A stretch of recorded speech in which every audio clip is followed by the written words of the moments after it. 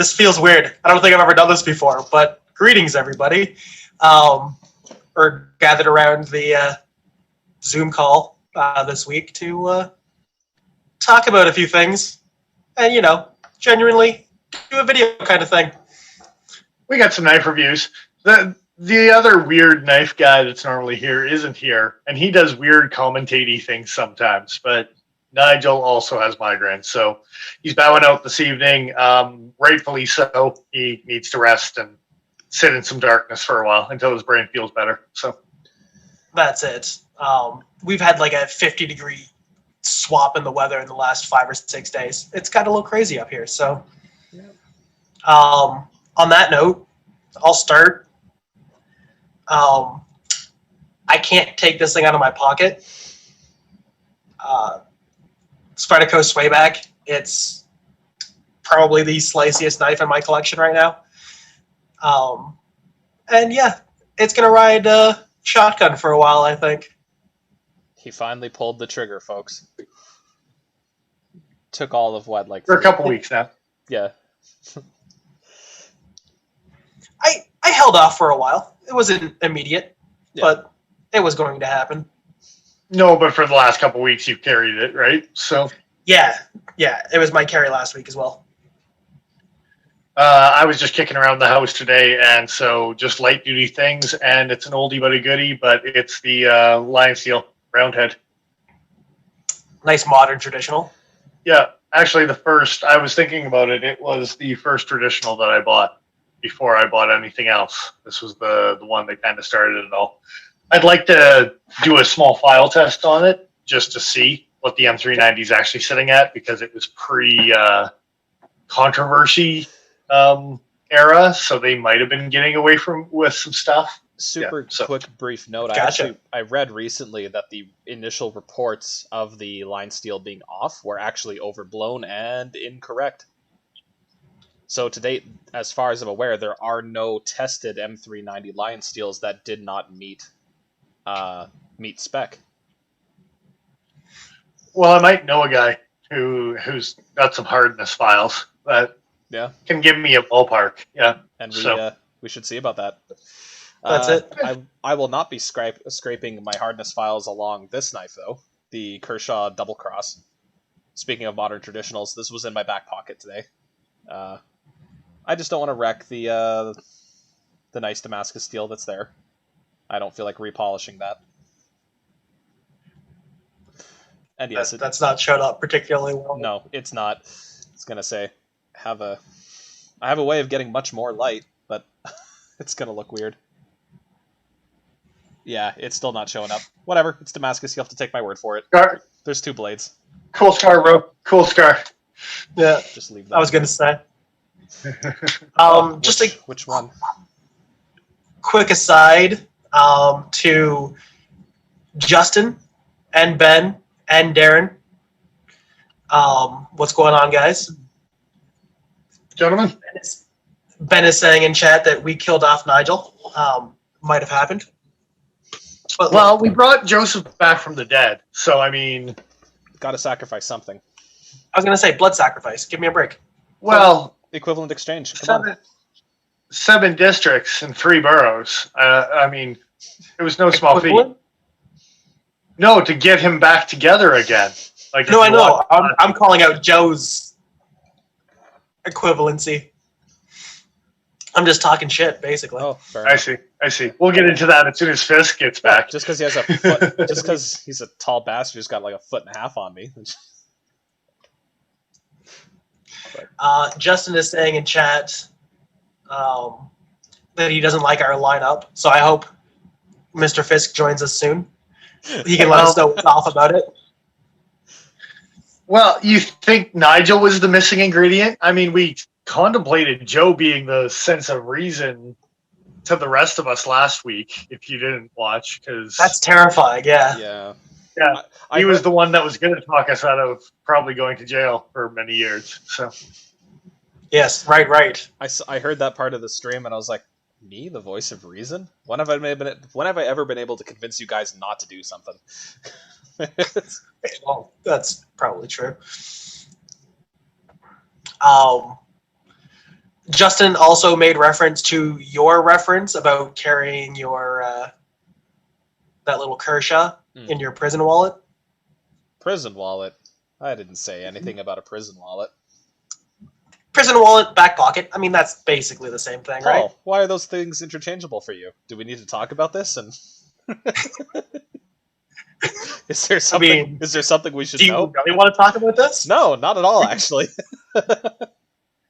We can I don't think we need to dive into the priorities of which back pocket is higher than the other. That being said, this is a better knife for the back pocket than the knife we're reviewing tonight, which is the subject of this night's video. Indeed. Segue. No, I do not approve that. running away.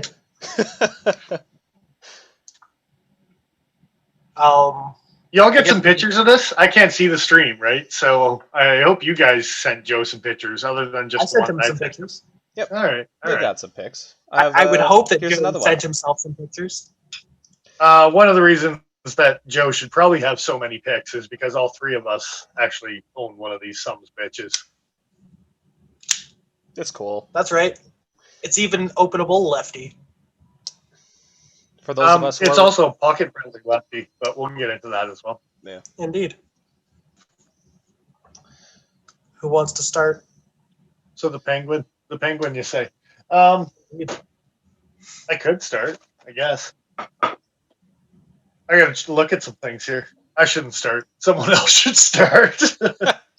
Here, Paul, you start. You're at the bottom of the screen. We'll work our way up. Dang nabbit. All right. Apparently, I'm a 1800s prospector. QSP Penguin. Yeah. It's the goodness. As far as score, I gave it a 9 for both cost versus materials and cost versus fit and finish. You're not going to give us a total? Oh, I probably should do that right off the hop. I gave it an 80, which is a solid B. Oh. And then, I gave it 9s for cost versus materials and fit and finish. There's few things that I can find wrong with my personal example. Especially in the price point that this thing comes in at, it's hard to find flaw. For cutting ability, ergonomic execution, and lockup and actuation, I gave it 8s.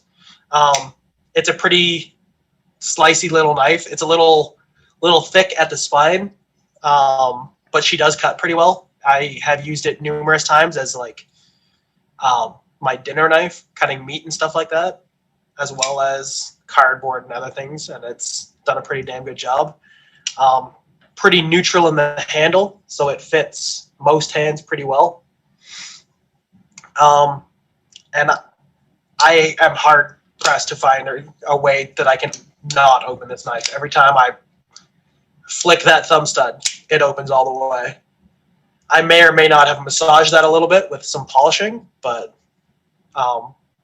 it was maybe 10 minutes worth of work to do. So, and it was basically like that out of the box. I've made it slightly smoother, but not by much. On the personal side of things, I gave it 8s across the board, except for aesthetic and pocket ergos. I gave it 7s in that category. It's a kind of funky looking knife. I wouldn't describe it as pretty, like I might some other knives in my collection, but it's pretty cool looking.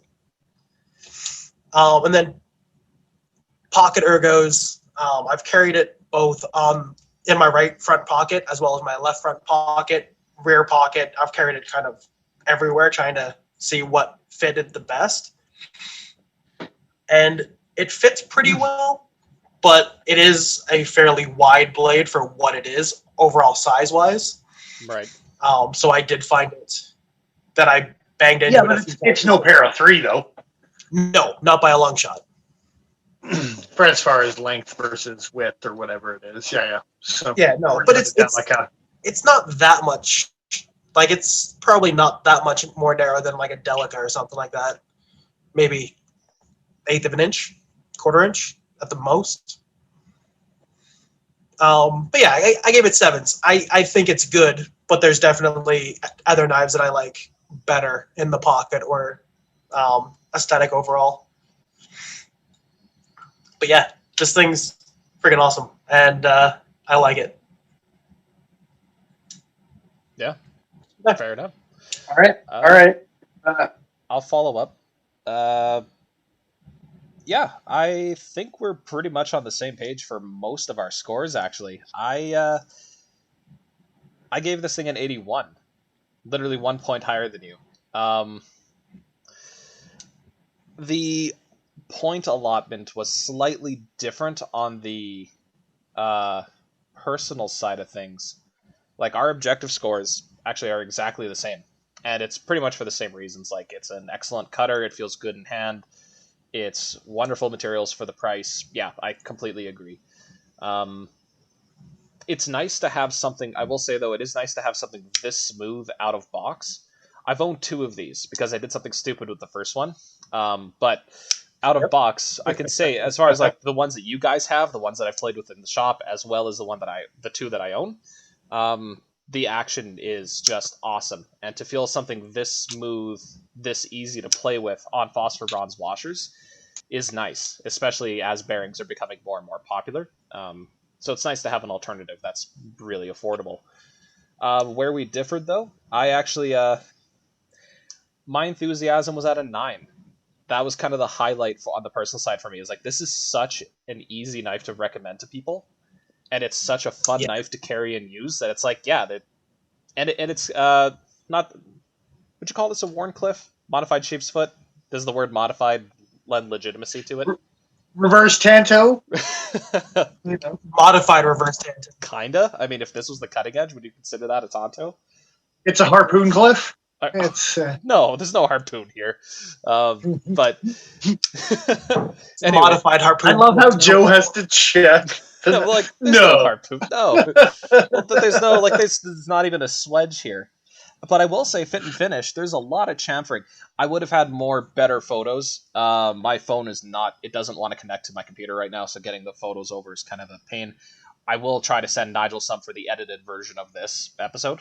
But just to show you, and not my scars, but to show you on here, there is a nice actual machine chamfer that runs the back end of this blade. It's not crown spine by any means, but it's definitely a little bit of attention to detail, and it makes a difference when you're handling the knife. For me, the low points were still acceptable, but they were low points overall. Aesthetics and pocket ergos. I love the way the blade looks. I love the materials for the handle. The way it's kind of blocky for me. And that might fit somebody else's aesthetic, but I don't know. Something about it doesn't like grab me and really excite me, but it's not terrible. So yeah, okay, it's a 7. But the pocket ergos being a 7 is purely because of the way this pocket clip rises up and catches on stuff. And Paul and I were talking about that today, and on the way home even I had this in pocket and was playing around with it a bit more. I'm like, yeah, like I haven't had too many instances of it catching on things, but I have been annoyed in the past by that clip. That's funny. Yeah, no, that hasn't come into play at all. And yeah, I've been carrying this thing a bunch. And I will say, I've been doing nothing but back pocket carry though. Right. Like that's where it's at the whole time. Yeah.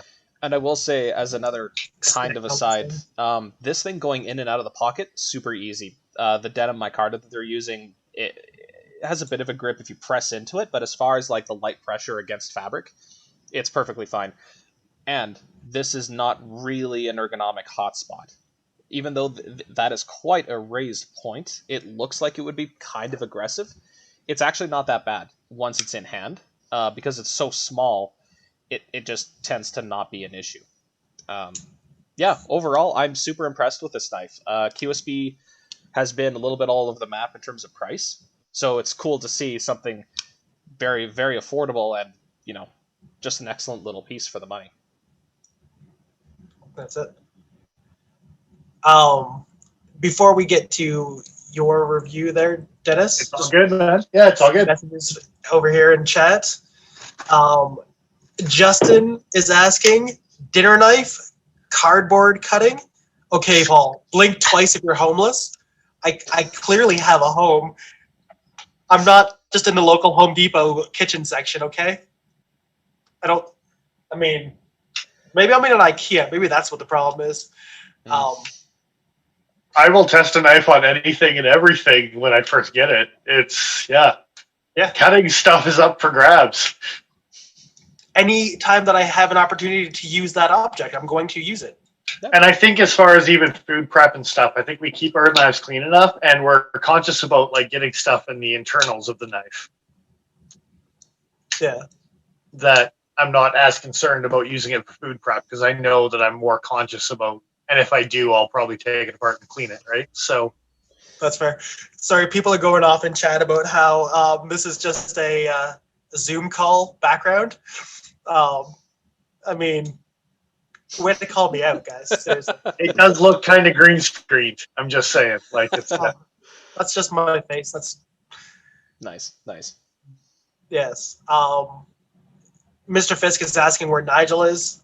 Nigel is suffering one hell of a migraine and cannot make it tonight. So, yeah. Also, sorry. Francis in chat is saying that he thinks this is the new king of the $50 pocket knife. And it very well might be. I kind of agree. Yeah. There's an argument to be made for sure. And before we get too far, Paul, you haven't done your job asking what everyone's carrying. So, Mr. Fisk is here. That's his job now, right? Well, I'm just saying you need to round it out before he does, right? So, yeah. What are y'all carrying tonight, guys? Also, Mr. Fisk is saying I had bronchitis last week, and I was here, so throwing some shade. That's right. Nigel has no excuse. Darren's calling me out in chat pretty hard, and he's correct. And I'm not going to say what he said, but he's correct. I'm pretty sure Nigel is going to edit in a picture of all the metal plates in his face, and you can imagine what happens when the swelling of those plates. He's doing the editing for this video, so he's got all the time to. Yeah. I was going to bring that up. When Nigel says he's got a migraine, he's not screwing around. He's got literal metal plates in his face that expand and contract. And that just sounds like a ton of fun on the best of days. So when you have like a 50-degree swing in temperature overnight, yeah. Yeah. What do you got for us, Paul? It's hurt. Sorry. Mr. Fisk is telling me to try and not think about touching my face right now, which I'm fine. Leave me alone. Stop it. And Ben is saying in chat that he won't say what he's carrying because whatever Mr. Fisk is carrying is going to make his stuff look like crap, and that's not true. All knives matter. I was going to ask what happened to the Rook knife that there was a giveaway, right? So, indeed. I haven't seen Mrs. Fisk carrying that one either. I haven't seen the cat with the lamp on it either. I want a video of that headlamp on the cat. So Dennis. All right, are we gonna do my score and then pick apart Nigel's? We should. He's not here to defend himself, so that's gonna be a good time for sure, right? So yep. Yeah, mine. I actually scored this thing with some pretty crazy scores.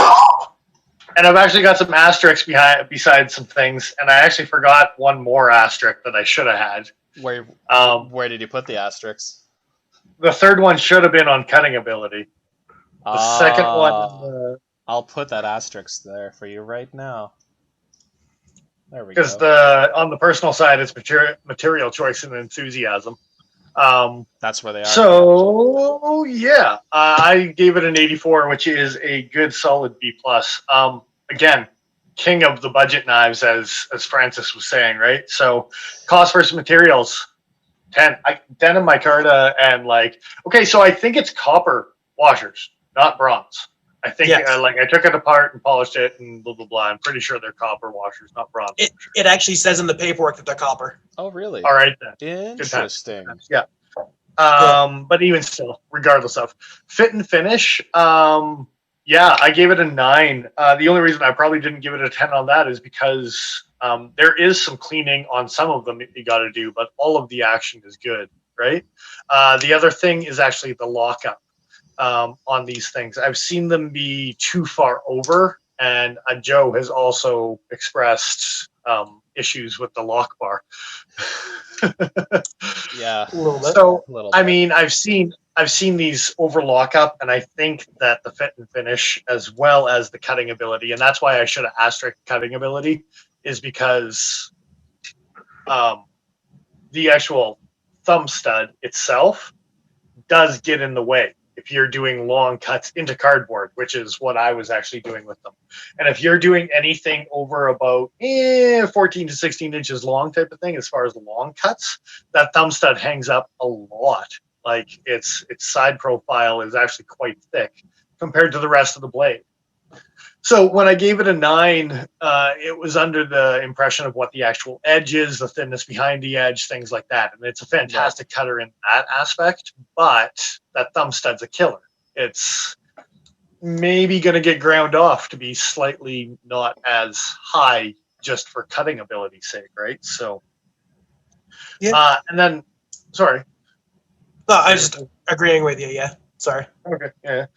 Personal side of things. The 8. Now, I gave last week the ranch boss. I gave it a 7, and I don't think that's justified. And I don't necessarily think that this 8 is justified either. But I have to score it higher than the ranch boss. Okay. Now, why I don't think the ranch boss was justified is the only thing it really had going for it was SK5.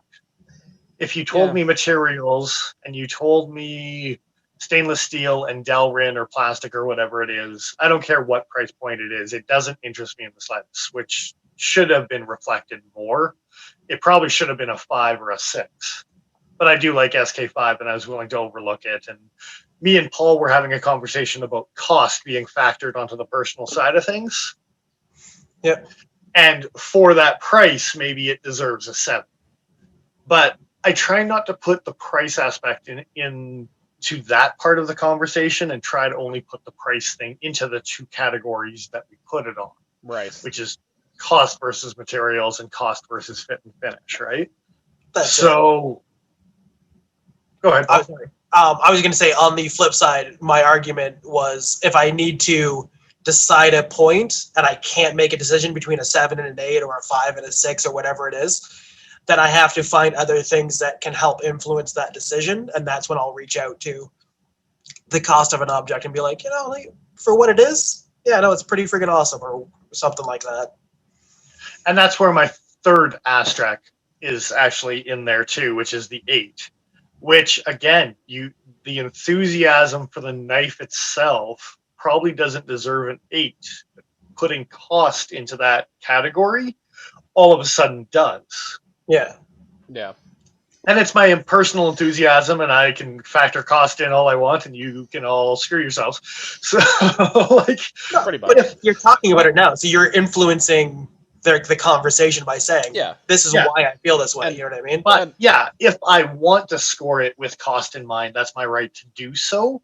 But I don't know if it's necessarily justified because we already have 2 categories that are kind of biased towards the cost category, right? I think enthusiasm is such a broadly defined category that you're going to think about the price when you think about enthusiasm. Like, just like you're going to think about availability of a knife. Like, if a large majority of the people watching, and not all of us, because we all work hard to be able to play with the knives that we do, but we definitely have some higher end discerning taste. So my issue is if I look at a knife, regardless of whether it's $30 or $300, my enthusiasm about the knife itself shouldn't reflect price point necessarily. I don't know. Like I said, If this exact knife was $300, would you be enthusiastic about it, like you are at 50? No, but if they kept the same design and upped the materials to a $300 price point or whatever, it would totally relate to. And so I guess So cost is related to that enthusiasm, because that's how I'm trying to justify it, is with a cost argument for sure. Yeah. But it's the same sort of thing. Like I completely different knife, the native with S90 and carbon fiber. Super enthusiastic about the knife, even if it's very expensive for what it is, right? Versus like if this exact knife, like a D2 on the high end, can go for close to 300, but let's say this knife was $220 made by an American company, but it's the exact same fit and finish. It's the same knife. I've paid $200 for D2 knives before, and I've been perfectly happy with that purchase. I can't say that the SOCP is really all that much better than the QSP. I mean, the heat treat might be better. I haven't tested this one. And I can tell you that QSP's D2 on their neck knife can be questionable because mine is probably pretty soft. Paul says his is not too bad. No, But- mine's Oh, held I've up. noticed mine is a little soft. So, yeah, I mean, yeah, it is what it is, for sure. that's the problem. Everything's relative. And, well, Fisk brought it up like a couple of weeks ago and even last week about like the archive of knives and the consistency of scoring and things like that type of thing, right? So Yeah. I think this scoring is biased, and a lot of it has to do with possibly the cost as something that might be a big factor on how we're scoring things, maybe unjustifiably. I would say that because it's a, like, cost is something that matters to so many people about buying something like this. Like, there are people out there that would say outright, I'm never going to spend more than X on a knife. So Well- knowing that, hey, if you're going to spend $50, this is the $50 that you want to spend, not that knife, not this knife over here. And again, for this, the $50 knife or whatever you like, it's in that same boat. Yeah. Realistically, you can't put this on a much higher platform, like whereas Joe was saying like D2 and $200 and whatever. You can't put that kind of traditional, although like GEC and Northwoods puts those into the 200 for the full sized, and they're 1095, which is an equivalent of SK5 or whatever, right? So yeah. Again, it's problematic that everything's relatively relative, but I still think the high score for enthusiasm is justified, even if a big part of that is look how good of a knife you can get for $50. Like, even if that's a big part of it, it's still part of it. And I think that's why I put the cost versus materials as like a 10. Yeah. And you were talking about D2 at a $200 level and like denim micarta, and yes, it's not bronze washers, but we can all agree that the action that you get is pretty awesome. You can make them better, and they vary. So that's why. Go ahead. There's a number of really good arguments for using copper washers over phosphor bronze. Tell us about them, Joe. We were asked a question about that in chat. So. Oh, really? Oh, fair enough. Yes. What was the... Mr. Fisk was asking, wouldn't the copper patina, and wouldn't that harm its action? Yes and no. Okay, so the reason why phosphor bronze is as good as it is, when phosphor bronze oxidizes, it doesn't corrode the surface layer and stick to the surface. It'll separate. And that's under normal conditions. And that's actually why phosphor bronze is so good as a bearing material. But with regular copper, which is, I should say, phosphor bronze is just copper with tin, magnesium, and phosphorus, and a few other alloying elements, but phosphorus is the important one. With just plain copper, you still get this excellent patina action, but the patina itself won't come away from the surface as easily. This is important if you're doing things like taking copper scales on a knife or traditional or whatever, and then like Dennis and I were talking about flashlights and forcing a patina on copper flashlights, because that's going to stay around for an aesthetic. You can get some really cool textures that way. But in washers, because you have flat contact that's constantly in motion against another steel surface, it's going to push that patina and effectively smear it. So you're still getting a very, very stupid slick action, even a very long time after that has begun to corrode. For me, the attraction for copper is... 3 hours later. You get, in my experience, a smoother action over a longer period of time. I really hope that Nigel edits in somewhere along the way 3 hours later. 3 like hours you did later. earlier. Yeah. So Sorry, good. it's super. It's again coming from a jewelry background. It's super easy to nerd out about that stuff. No, So that's here's something exactly that what I wanted. I wanted the long here's edge. something here's something that you might appreciate because you were talking about the like slickness as it patinas and things like that. Just before airing, I threw in 2 drops of blue lube on this thing, and from the last 2, 3, 4 weeks of me carrying it on a like semi-regular basis, the action was like instantaneously better, and it's just like it's not gritty, it's not anything, it just wore down as soon as it had any sort of lubricant. It just goes. This thing it's noticeably better instantly on those copper washers. So yeah, and that is a big part of it. Is phosphor that is the reason for phosphor bronze to exist, is the having that oxidization come off relatively easily. The first thing about this, I took it apart and oiled it. I haven't oiled it since, and it's still like drop shut. I haven't done a thing to this, and like disengaging the lock bar is enough to get it to go. See, mine wouldn't have done that when I bought mine. Really? Okay. Now mine will now for sure. Like it's. Oh, and here's a question. Some polishing and some blue lube, snappy. I'm wondering. Right? I'm wondering if the difference in action wasn't because of the washers, but if it was something to do with the detent ball dragging along the surface of the knife. Because I've had that happen even with my Sebenza, where there. And I was talking with Paul about this today, where there's some kind of crap that gets onto the detent ball, and it makes the action gritty, and you have that moment of panic of thinking, oh shit, I got to disassemble this thing, I got to clean out the washers, but then you move the lock bar, and the thing will just slide open. This one's a little bit stiff now, but the Sebenza would fall No, open. Mine did actually need a little bit of a cleaning. Like I disassembled mine as soon as I got mine, and it needed a little bit of love, and Okay. cleaned out and Q-tipped, and that was the other side of it. Yeah. Okay, fair enough. It was okay. It was still pretty good out of the box, but it was good. And we talked about that. There is some variance, and I think that's the only reason that my fit and finish versus cost didn't get a 10 too. Yeah. Is because I've seen some variance on.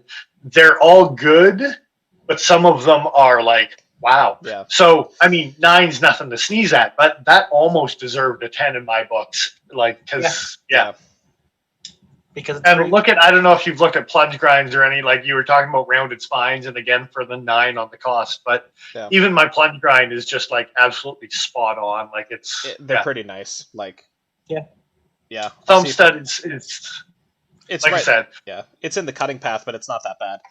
It's been a really long time since a $50 knife impressed me this much. I'll see if I can. As far as the fit and finish and what it looked like out of the box. Yeah. I mean, like just I own a Rhino, and the thumb stud is no joke on the goddamn Rhino. Yeah. And the QSP, just because of how much thinner it is, you expect more, and as soon as you hit that, it stops it dead. And maybe that's why the Rhino can get away with it, is because that thicker blade will push it out past before the. I haven't had thumb studs are a factor, right? So yeah, makes sense. I find that as long as you're conscious about these things while you're cutting, they don't tend to get in the way. Just put your thumb over top of them so that you cut in front of your thumb. And I have a certain satisfaction with breaking down a 72-inch box from end to end. Yeah, I understand. Yeah. And with a blade like this, yeah. But Paul did have a good point. I mean, look where the jimping actually ends on this thing. They very much want you to plant your thumb here and use that is true. Probably as a guide. Very well designed. But I will say, and I think that's where Nigel's score, and we might as well segue to that quick, is the blockiness in the handle. I will say I like the baseball bat grip stuff when I am doing those super long cuts. So, how do you feel? And just, wow, right? Like it's so. And how do you no feel? matter how hard Sorry. Go ahead. I was just going to say, how do you feel about a full grip on this thing? Because for me, it's almost in an awkward spot.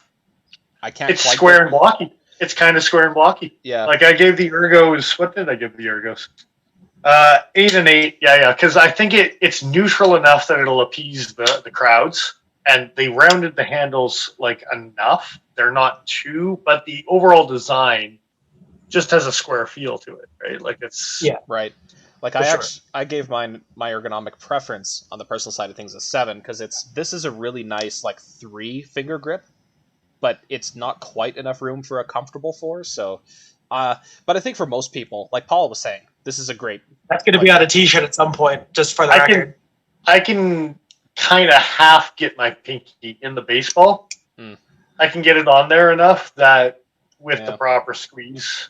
And I'm quite happy with it. play. Yeah. Yeah, I find it a little pinchy, but honestly, it's not As bad. soon as you see our lanky hands, it automatically understands why Nigel can't put his hands on these things. So Speaking we of- might as well talk. Yeah. Mr. Fisk is asking in chat who brought Bill Nye tonight. Wow, he did ask. Art school That's brought exactly Bill what Nye. Darren said. Art school? Oh, really? That's funny. Oh, No, Darren said, well, you did ask. And Justin said, have you heard him talk before? Yeah, I'm pretty long-winded. Sorry. Oh, Nigel, all hatery and stuff. Look at him go. Yeah. Okay, so I'll do a quick did I rundown close it? on his Oh, sheet. dang it. I'll- I closed mine. That's okay. Oh, we got time. We can batch it together. It's cool. Yeah. I'm gonna. So I'll give a quick read through on his score. I've got it on display here. Nigel scored a 75, a B minus. Actually, his objective scores, to his credit, ultimately tally up to be about what we gave it. 9 for cost materials, 8 for cost fit and finish, 8 for ergonomic execution, 8 for lockup and actuation, and 7 for cutting ability. That one I'm a little bit. I don't know. I think it's better than just acceptable That or sticks in my barely craw. above acceptable. I think it's a good cutter. I don't think it's an acceptable cutter. He is the only one that doesn't own it, but I like the fact that it's probably what I should have scored it instead of whatever it was. I'm perfectly happy giving it an 8, but I gave it a 9. Oh, I should have given it because of the thumb stuff. Yeah. Fair enough. On his personal side, he gave a couple of low scores, but so the highlight was the pocket ergos at a 9. Material choice and aesthetics both got a 7, so they don't bug him, but they're good enough. And then ergonomic preference and enthusiasm both get a 6. And that's actually the ergonomic preference is actually higher than I thought it was going to be for him. Pocket ergos, and I'm sure you can see it on whatever picture you have, but it is like perfectly flush, almost just over a little bit. Let me Yeah. see. But maybe even the blockiness of the back of the handle is the reason that it's so easy to grab out of the pocket. It's just got this little pommely thing that you can grab. So, and as a lefty, I appreciate it. Yeah. The 3 screws on the other side, when I reach in and grab it out of my pocket, they give you a really positive traction to pull it out of your pocket. Yeah.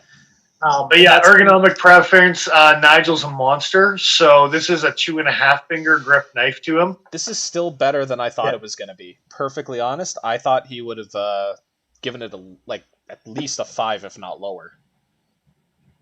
Just for how square it is. And what was that was the 2 main parts, right? Is he thought it was blocky and it's too small, so doesn't fit his hand. Yeah. So they're expressing in chat, holy crap, 75 by Nigel? It's a really good knife, man. Mr. Fisk, good job. There was a whole GIF conversation going on earlier on. Oh, well, I'm glad. Oh, John. For the record, it's GIF. Anybody saying GIF? Stop it. Stop it. Well, Ben is Jeff. saying It's that Jeff. says something about the $50 King. Yeah, I mean, as much as we like to review high-end stuff on the channel when we get the chance, this is one of those things that's so easily accessible. My dad liked this knife. The other thing as well is I don't think the denim micarta and the G10 have a price difference. Really? And I think they should, but it's cool that they don't type of idea, right? Yeah, I mean, I have no idea. Would you make that one cheaper, or would you make this one more expensive? Of course you would make this one more expensive than G10. Yeah. There's piles of scrap G10 sitting in China that are waiting to be made. That's not what I'm saying. I'm saying, would you raise the price of this one and keep that one at $50? keep this one at $50 and drop the other one down below.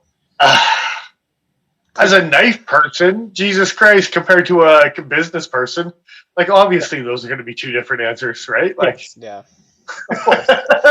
And here's the thing about like G10 and micarta. These are materials that have been made for a really long time for a super wide range of uses, but G10 is going to be a superior material for most industrial purposes. If Spyderco can kick out, well, I shouldn't even say that because their Tenacious line is using 8CR, so... You said it. I don't know what you're trying to say. I'm just calling you out already. I'm saying Chinese Spydercos are too goddamn expensive for what they are. But yeah. Well, I mean, welcome to the world of mainstream brands, right? These up and coming brands are trying to turn heads, but they don't have the brand recognition and the warranty and the reliability that these other major brands do have, right? And here's my fear with that is they're gonna pull a Wii Knives. I have a thought as to why they won't, but here's the fear that they're gonna pull a Wii Knives. They're going to introduce a bunch of models on, $50, $60. These will then be sold for $80, $90 within a year. The only reason I think they're not going to go that route is because they're already producing stuff for like $250, close to $300 using SW5 titanium. So they've got no shortage of variety. They're like trying to be a Chinese boker when it comes to the levels of what they have. Yeah, I'm kind of impressed by the diversity of the portfolio there. Like that's a good. They have a new fixed blade that reminds me terribly of my gunny sidekick called the Bison. Can you look that up, Joe? Yes, I can. Just give me one. QSP Bison. Oh, that's an interesting looking knife. I don't think it's a bad steel, but I don't think it's a good steel either. Let me just bring this image up. And to give you an idea, there's the gunny sidekick in all its ridiculous shaped clip pointy goodness. Yeah, yes. keep that up there for a side by side, just for a second. You're a side by side. A side by each even. Don't even think about it. Okay. Yeah. How many buccarinos are those? How many buccarinos? I don't know. And what is the button for the steel? If you can find that as well. I thought it was N690. I'm just gonna pop up Nigel's score here. I don't think it is, but it's D2. It looks like it's going about $80 American. Really? It's D2? Yep. I didn't think it was those things. I'm okay with that knife in D2 for sure. Oh, sorry. I was looking at the Workaholic also popped up for some reason, and that is an N690. Yeah, but I'd buy that knife if it was an N690. What if it was $60? I would buy that knife if it was $60. Yeah, because that's what. Yeah. Have you guys seen? Is it the Parrot that's the bigger brother to this? No, it's the Pelican. Pelican. Okay. With the S35. It's a sexy knife. I want to get it next. And John, he's not joining us tonight, but still, yeah. Oh. So, yeah. I was gonna say I'll pop up a picture of the Pelican. What do you call it? The Pelican here? Yeah. Pelican? Yeah. That's not a bad looking knife. QSP definitely diverse enough with their materials and price points that I think, like I said, like a Boker, I think they can just kind of keep doing what they're doing, and they don't need to off-branch and make sub-brands and whatever. I think they can just keep on kind of doing their thing. I hope they do. Because if this is any indication of what the rest of their product line looks like, yeah, this is a good way to do things. Hey, Dennis, I just remembered a question that was asked in chat a little while ago. Yeah, fair away. Can you say the word asterisk again? Asterisk? Yeah. Somebody was saying that you said it funny, and that sounded completely normal to me. Okay. Maybe you led my hand by saying it first, but yeah. Maybe. Asterisk, asterisk, asterisk, asterisk. Asterisk? Maybe. I tried to say it like asteroid. Don't judge me. I'm not going to try.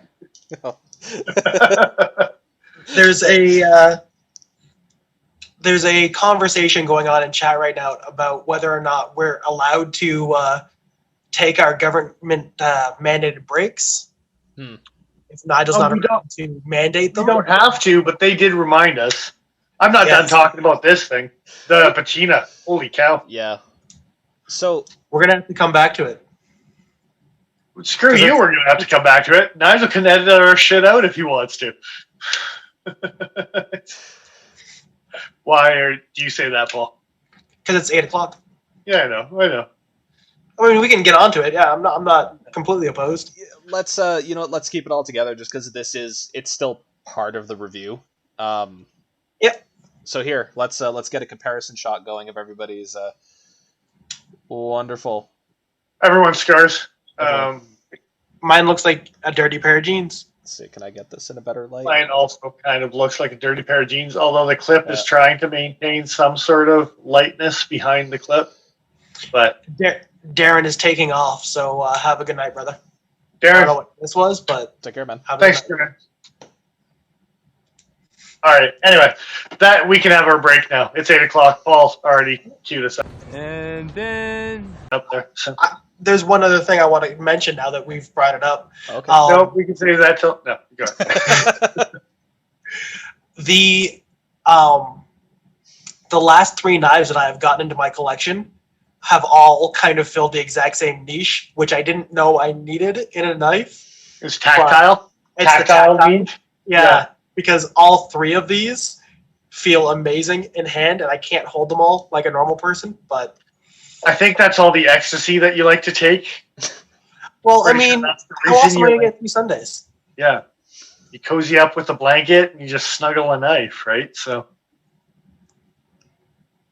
I'm not into that kind of play. And on that note, we're going to go to a break. So we'll see you soon. That was a wicked outro. Thank you. You're welcome.